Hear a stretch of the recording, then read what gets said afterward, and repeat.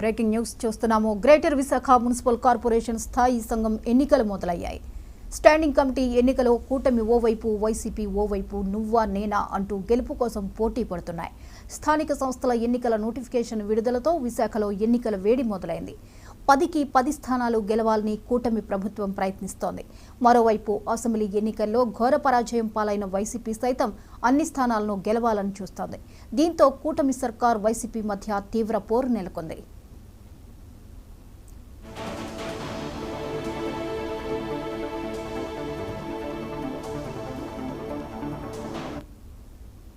Council ఏర్పడిన దగ్గర నుంచి ఇప్పటి వరకు 3 సార్లు జీవీఎంసీ స్టాండింగ్ కమిటీ ఎన్నికలు జరగగా ఒక్కసారి కూడా ఒక్క స్థానంలో కూడా టీడీపీ కార్పొరేటర్లు గెలవలేదు.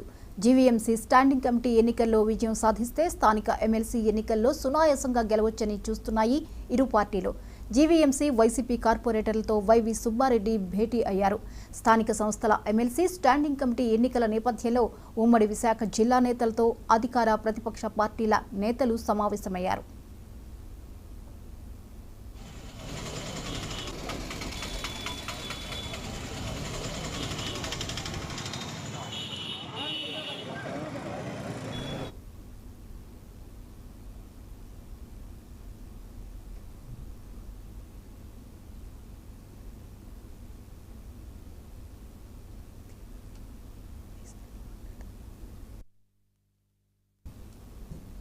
ఇక జీవీఎంసీ స్టాండింగ్ కమిటీ ఎన్నికలను అటు కూటమి సర్కార్, ఇటు వైసీపీ ప్రతిష్టాత్మకంగా తీసుకున్నాయి. ఇవాళ మధ్యాహ్నం వరకు జీవీఎంసీ స్టాండింగ్ కమిటీ ఎన్నికలు జరగనున్నాయి. మొత్తం 10 స్థానాలకు ఈ ఎన్నికలు జరగనున్నాయి. వీటిలో కనీసం 5 స్థానాలైనా కైవసం చేసుకోవాలని వైసీపీ చూస్తుంటే 10కి 10 స్థానాలను కైవసం చేసుకోవాలని కూటమి సర్కార్ పట్టుదలగా ఉంది. ఇక ఈ అంశంపై మరిన్ని అప్డేట్స్ ని లైవ్ లో అందించడానికి మా రీజనల్ కోఆర్డినేటర్ కిరణ్ సిద్ధంగా ఉన్నారు. కిరణ్, చెప్పండి, ఈ రోజు జరుగుతున్న జీవీఎంసీ స్టాండింగ్ కమిటీ ఎన్నికలకు సంబంధించిన లేటెస్ట్ అప్డేట్స్ ఏంటి?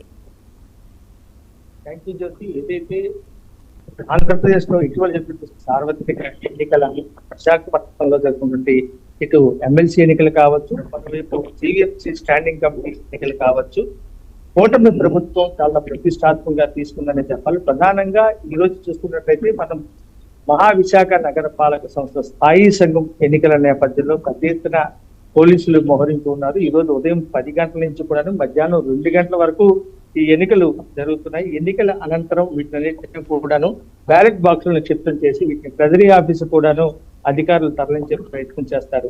ఇంకో పక్క మనం చూసుకున్నట్లయితే ప్రధానంగా ఏదైతే ఈ స్టాండింగ్ కమిటీ ఎన్నికలకు సంబంధించి ఇరు పార్టీలు, ఏదైతే వైఎస్ఆర్ కాంగ్రెస్ పార్టీ కావచ్చు, మరోవైపు కూటమి కావచ్చు, చాలా ప్రతిష్టాత్మకంగా తీసుకుని స్థానిక సంస్థల ఎన్నికల్లో ఎలాగైనా సరే జీవీఎంసీని కైవసం చేసుకొని రాబోయే రోజుల్లో మేయర్ పీఠాన్ని కూడా దక్కించుకోవాలనేటువంటి ఒక పట్టుదలతోటి కూటమి ప్రభుత్వం స్థాయిశక్తిలా కృషి చేస్తుంది. ఇంకో పక్క మనం చూసుకున్నట్లయితే ఇక వైఎస్ఆర్ కాంగ్రెస్ పార్టీ కూడా తన వంతు ప్రయత్నాలను చేస్తూ ఉంది. దాదాపుగా 98 వార్డులకు సంబంధించి మహావిశాఖ నగరపాలక సంస్థలు ఉంటే ఏదైతే వంశీకృష్ణ శ్రీనివాస్ ఎమ్మెల్యేగా పోటీ చేసి గెలిపొందిన నేపథ్యంలో ఆ 21వ వార్డు ఖాళీ పరిస్థితిలో మిగిలిన వార్డులు ఏదైతే 97 వార్డులకు కూడా ఇక్కడ స్థాయి సంఘం ఎన్నికలు జరుగుతున్న పరిస్థితి. మొత్తం 97 మంది కార్పొరేట్లు ఎన్నికల్లో పోటీ చేస్తూ ఉంటే ఇప్పటికే వైఎస్ఆర్ కాంగ్రెస్ పార్టీకి చెందినటువంటి మొత్తం 13 మంది కార్పొరేటర్లు, 5గురు జనసేనలోకి, మరో 8 మంది టీడీపీలోకి జంప్ కావడంతో మిగతా 47 మంది కార్పొరేటర్లతో ఎన్నికల్లో వైఎస్ఆర్ కాంగ్రెస్ పార్టీ పోటీకి దిగుతుంది. మొత్తం 10 స్థానాలకు సంబంధించి వైఎస్ఆర్ కాంగ్రెస్ పార్టీ అభ్యర్థులను పోటీలో నిలబడితే మరొక ఇటు ఏదైతే కూటమి ప్రభుత్వం, కూటమి పార్టీ ఏదైతే ఉందో అది 10 స్థానాల్లో నిలబడుతుంది. మొత్తం 10కి 10 కైవసం చేసుకోవడానికి కూటమి ప్రభుత్వం విశ్వ ప్రయత్నం చేస్తుంటే కనీసం 5 స్థానాల్లో అయినా సరే తమ అభ్యర్థులు గెలుస్తారని చెప్పి వైసీపీ ధీమా వ్యక్తం చేస్తుంది.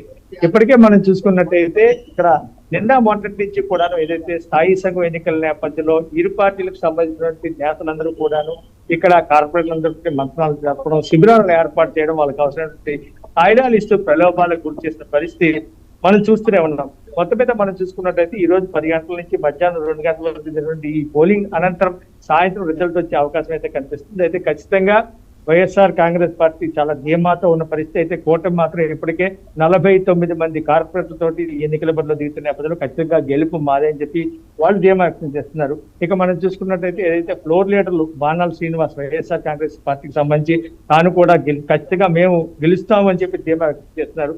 ఇక్కడ స్వతంత్రులు కానీ మరోవైపు క్రాస్ ఓటింగ్ అనేది చాలా కీలకంగా కనిపిస్తుంది ఈ ఎన్నికల్లో. క్రాస్ ఓటింగ్ ఏ రకంగా ఉండబోతుందనే అంశం మీద కూడా వాళ్ళందరూ కూడా ఆలోచనలో ఉన్నారు. క్రాస్ ఓటింగ్ మాత్రం చేస్తే ఖచ్చితంగా ఇటు వైఎస్ఆర్ పార్టీకి కానీ మరోవైపు టీడీపీకి కానీ కొంతవరకు అవకాశం ఉండే ఛాన్స్ అయితే ఉంటాయని చెప్తున్నారు. మొత్తం 97 వార్డులకు సంబంధించి 49 మంది కార్పొరేట్ల బలంతో ఉన్నటువంటి టీడీపీ చాలా ధీమాగా కనిపిస్తుంది. మేమే గెలుస్తామనేటువంటి అంశంతో వాళ్ళు ముందుకెళ్తున్న పరిస్థితి. ఇక మనం ఒకసారి చూసుకున్నట్టయితే ఇప్పటికే పోలీసులందరూ కూడా పూర్తి స్థాయిలో మోహరించి ఉన్నారు. 10 గంటల నుంచి మధ్యాహ్నం 2 గంటల వరకు జరిగినటువంటి ఎన్నిక నేపథ్యంలో ఖచ్చితంగా ఎటువంటి అవాంఛనీయ సంఘటనలు జరగకుండా ఉండేందుకు పోలీసులు ఉదయం 6 గంటల నుంచే భారీ బందోబస్తును కూడా ఏర్పాటు చేశారు. ఎక్కడ ఎటువంటి ఇబ్బందులు తలెత్తకుండా. మరోవైపు ఈ కార్పొరేట్లను ప్రలోభాలకు గురి చేయడానికి కానీ వాళ్ళని అట్రాక్ట్ చేసేందుకు కానీ ఇటు అధికార పార్టీ కావచ్చు, మరోవైపు ఏదైతే మన వైఎస్ఆర్ కాంగ్రెస్ పార్టీ కావచ్చు, ఈ పార్టీలకు సంబంధించిన నేతలు ఎవరైనా సరే ఈ ప్రెమిసెస్, ఈ సరౌండింగ్ లో ఎక్కడైనా ఉంచి వాళ్ళని అట్రాక్ట్ చేయవచ్చేమో అనేటువంటి ఒక ఆలోచనతోటి ఇప్పటికీ ఎన్నికల అధికారి ఎవరైతే జీవీఎంసీ కమిషనర్ సంపత్ కుమార్ స్పష్టమైనటువంటి ఆదేశాలు జారీ చేసిన నేపథ్యంలో ఎవరైతే ఓటింగ్ లో పాల్గొన్నటువంటి 97 మంది కార్పొరేటర్లు ఎవరైతే ఉన్నారో వీళ్ళందరూ కూడా వాళ్ళ ఐడెంటిటీ కార్డు తీసుకువస్తేనే లోపలికి అలౌ చేసే పరిస్థితి. బ్యాలెట్ తరహాలో ఓటింగ్ జరుగుతున్న నేపథ్యంలో ఎవరైతే ఉన్నారో ఒక్కొక్క కార్పొరేటర్ కూడాను మొత్తం 10 ఓట్లను వినియోగించాల్సి ఉంటుంది. ఈ బ్యాలెట్ మీద వాళ్ళు ఒక రైట్ మార్క్ ను పెట్టిన తర్వాత ఆ పేపర్ ని బ్యాలెట్ బాక్స్ లో వేయాల్సి ఉంటుంది. ఈ రకమైనటువంటి ఎన్నిక ప్రక్రియ నేపథ్యంలో 2 గంటల అనంతరం ఏదైతే ఈ ఓటింగ్ అనేది క్లోజ్ అయిపోతుంది 2 గంటల 15 నిమిషాల తర్వాత ఈ బ్యాలెట్ బాక్స్ ఉన్నటువంటి ఓట్లన్నింటినీ కూడా చాలా జాగ్రత్తగా సీల్ వేసి ట్రెజరీ ఆఫీస్ కి ఏదైతే ఇక్కడ విశాఖపట్నం కలెక్టర్ ఖజానా కార్యాలయానికి వీటన్నిటిని కూడా తరలించి ఈవినింగ్ కౌంటింగ్ చేసే అవకాశం ఉంటుంది. ఇంకో పక్క మనం చూసుకున్నట్లయితే కార్పొరేట్లు అందరూ కూడా ఇప్పటికే ఇటు అధికార ప్రతిపక్ష పార్టీకి సంబంధించిన కార్పొరేట్లు అందరూ కూడా జీవీఎంసీ లోపల వెయిట్ చేస్తున్న పరిస్థితి. ఒక్కొక్కరు కూడాను ఒక్కొక్క క్యాండిడేట్ కూడా 10 ఓట్లు వేయాల్సిన పరిస్థితి కాబట్టి చాలా టైం పట్టే అవకాశం ఉంటుంది. కాబట్టి అందరికి కూడా సెట్టింగ్ ఏర్పాటు చేయడం జరిగింది. మొత్తం మీద మనం చూసుకున్నట్లయితే మొట్టమొదటిసారిగా ఇక్కడ ఏదైతే జీవీఎంసీ ఉందో జీవీఎంసీలో ఇప్పటికీ 3 సార్లు జరిగినటువంటి స్థాయి సంఘం ఎన్నికల్లో వైఎస్ఆర్ కాంగ్రెస్ పార్టీ అధికారం చేజించుకోవడం జరిగింది. అయితే 4th టైం జరిగినటువంటి ఈ జీవీఎంసీ ఏదైతే స్థాయి సంఘం ఎన్నికలు ఉన్నాయో ఈ ఎన్నికల్లో మాత్రం ఈసారి టీడీపీ కూటమి గెలిచే అవకాశాలు అయితే స్పష్టంగా కనిపిస్తున్నాయి. ప్రధానంగా మనం చూసుకున్నట్టయితే జనసేన పార్టీకి సంబంధించి ఏదైతే వాళ్ళకు ఉన్నటువంటి 3 కార్పొరేటర్లతో పాటు తాజాగా వైఎస్ఆర్ కాంగ్రెస్ పార్టీ జరిగినటువంటి 5 కార్పొరేటర్లు, మరోవైపు స్వతంత్రులు 2, అదేవిధంగా బీజేపీ 1 కార్పొరేటర్ వీళ్ళందరూ కూడా పూర్తిగా సపోర్ట్ చేయడం, మరోవైపు ఏదైతే వైఎస్ఆర్ కాంగ్రెస్ పార్టీకి సంబంధించిన 8 మంది కార్పొరేటర్లు, అదే విధంగా టీడీపీలో ఉన్నటువంటి 29 మంది కార్పొరేటర్లు, వీళ్ళు 8 మంది, ఇలా వీళ్ళందరూ సపోర్ట్. మరో విధంగా లెఫ్ట్ పార్టీకి సంబంధించి ఒక సిపిఎం పార్టీ, ఒక సిపిఐ పార్టీ, ఏదైతే గంగారాం ఉన్నారో సిపిఎం పార్టీకి సంబంధించి ఆ కార్పొరేటర్ మాత్రం ఈ ఎన్నికల్లో తాను పార్టిసిపేట్ చేయట్లేదు, ఏ పార్టీకి నేను సపోర్ట్ చేయట్లేదు, ఎన్నికలకు నేను దూరంగా ఉంటానని చెప్పి ఇప్పటికే సిపిఎం పార్టీకి సంబంధించిన కార్పొరేటర్ గంగారాం స్పష్టం చేయడం జరిగింది. కాబట్టి ఆయన ఈ ఓటింగ్ లో పాల్గొనట్లేదు. ఇక సిపిఐకి సంబంధించి స్టాలిన్ అయితే మాత్రం ఈ ఓటింగ్ లో తాను పార్టిసిపేట్ చేస్తున్నా అని చెప్పి కూటమి ప్రభుత్వం ఏదైతే కూటమి పార్టీకి సంబంధించి తాను పూర్తి స్థాయిలో మద్దతు తెలుపుతున్నారని చెప్పి ఇప్పటికే స్పష్టం చేశారు. ఇక కాగా ఇండిపెండెంట్ సంబంధించి మొత్తం 4 ఇండిపెండెంట్ ఉంటే 4 ఇండిపెండెంట్ లో 1 అయితే మాత్రం ఇప్పటికే జనసేనలో జాయిన్ కావడం, మరొక 2 ఇన్బ్యాలెన్స్ గా ఉన్నారు. వాళ్ళ 2 ఓటింగ్ ఏదైతే ఉందో అది అటు టీడీపీ వైపుకు మొగ్గు చూపుతారా లేదంటే వైఎస్ఆర్ కాంగ్రెస్ పార్టీకి సపోర్ట్ చేస్తారనేది తెలియాల్సి ఉంది. వాళ్ళు ఇన్బ్యాలెన్స్ గా ఉండడంతో వాళ్ళ ఓటింగ్ తోనే ఇప్పుడు జరుగుతున్న ఏదైతే ఈ స్థాయి సంఘం స్టాండింగ్ కమిటీ ఎలక్షన్ ఉందో ఎన్నికల్లో గెలిచే అవకాశం ఉంటుందని చెప్పి ఇరు పార్టీలు కూడా చాలా ఎంతో ఆత్మవిశ్వాసంతో ఉన్నాయి. అయితే ఇండిపెండెన్స్ ఇచ్చే ఓటింగ్ ని బట్టి ఆధారపడి ఉంటుంది. అయితే ఇంకో పక్క జనసేనకు సంబంధించి 22వ వార్డు కార్పొరేటర్ పేతల మూర్తి యాదవ్ ఈ ఎన్నికలకు తను దూరంగా ఉండవలసి వచ్చిన పరిస్థితి. ఎందుకంటే తాను అవుట్ ఆఫ్ స్టేట్స్ లో ఉన్నాను, నేను ఎన్నికల్లో పార్టిసిపేట్ చేయడం లేదని చెప్పి ఇప్పటికే ఎన్నికల అధికారికి కూడా స్పష్టమైనటువంటి లేఖ ఇచ్చిన పరిస్థితి.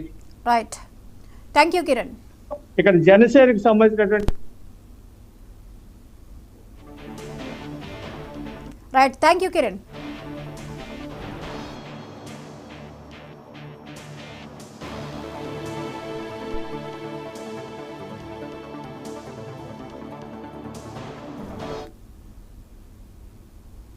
ఇవి ఇప్పటివరకు అప్డేట్స్. మరిన్ని అప్డేట్స్తో మళ్ళీ కలుద్దాం. Keep watching.